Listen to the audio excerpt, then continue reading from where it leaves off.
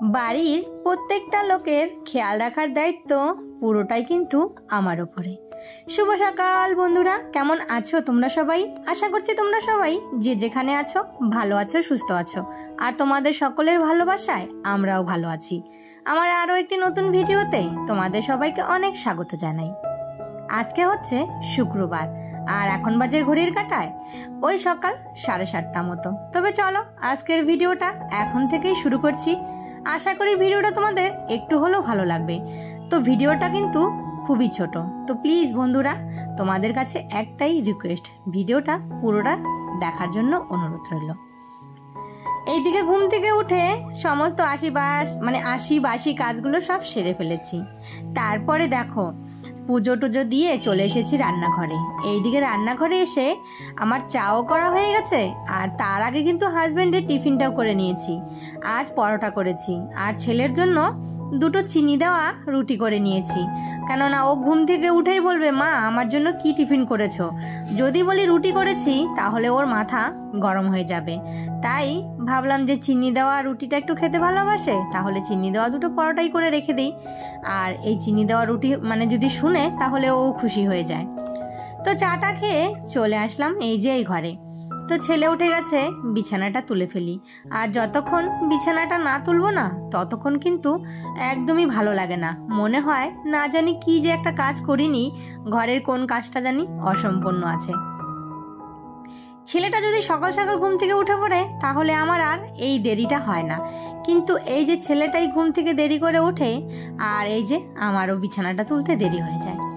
তো এইদিকে এই যে কাপ প্লেটগুলো একটু গুছিয়ে রাখছি।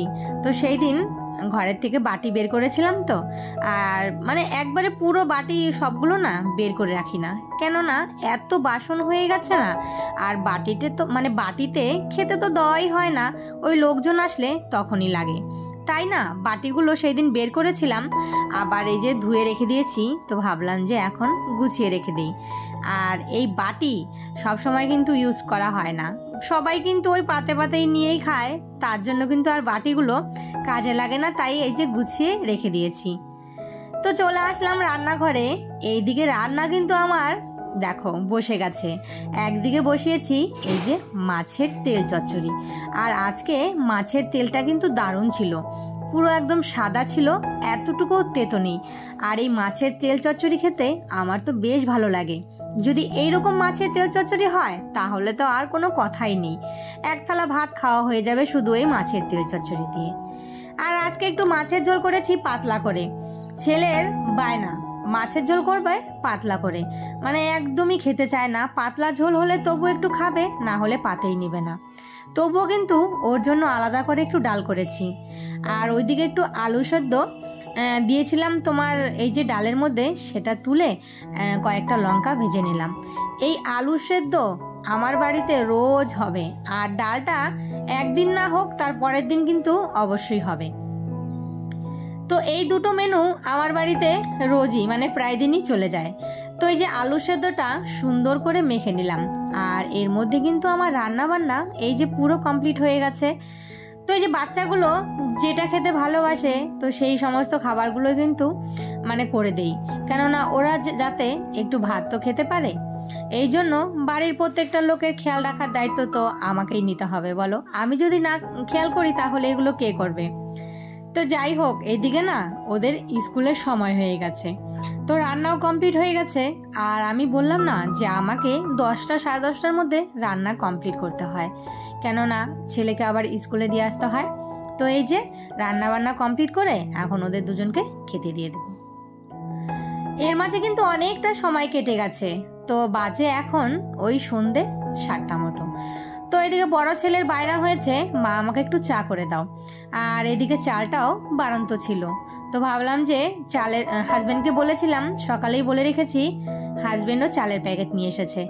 আর ভাবলাম যে নতুন ড্রামটা যখন রেখেছি তো সেটা সুন্দর করে পরিষ্কার করেই রেখেছি, এখন এই নতুন ড্রামেই চালগুলো তাহলে ঢেলে ফেলি। আর এই চালগুলো না মানে এক প্যাকেট চাল কিন্তু পুরো দামটা ভরেনি, মানে অনেকটাই জায়গা। তো লোকটা বলেছিল 50 কিলোর দামটা, মানে যার কাছ থেকে নিয়েছিলাম সত্যি 50 কিলো চাল কিন্তু এই দামে এঁটে যাবে। তো দামটা কিন্তু বেশ বড় হয়েছে, দেখো চাল ঢেলেছি তবুও দামটা এখনো কতটা ফাঁকা আছে। তো যাই হোক দামটা কিন্তু খুব ভালো হয়েছে। আর এই যে দেখো সুন্দর করে কৌটোটা রেখে দিলাম আর দামটাও ঢেকে রাখলাম। তো ওইদিকে চা হয়ে গেছে, আর আজকে আমারও একটু চা খাওয়ার ইচ্ছে হলো। চা কিন্তু আমি বেশিরভাগ সকালেই খাই, আর এই যে বৃষ্টি বৃষ্টি ওয়েদারে না মনে হচ্ছিল যে চলো তাহলে আমিও একটু লাল চা করে খাই। আর এদিকে হাজবেন্ড এনেছে নিমকি, আর সাথে হচ্ছে ছেলের জন্য বিস্কুট, মানে ওই যে ও দুধ দিয়ে খায়। তো বিস্কুটগুলো কৌটোতে ঢেলে নিলাম, আর এইদিকে নিমকিটাও ঢেলে নিলাম। আর এই নিমকি পেলে আমার ছেলেরা চা খেতে বেশ ভালোবাসে।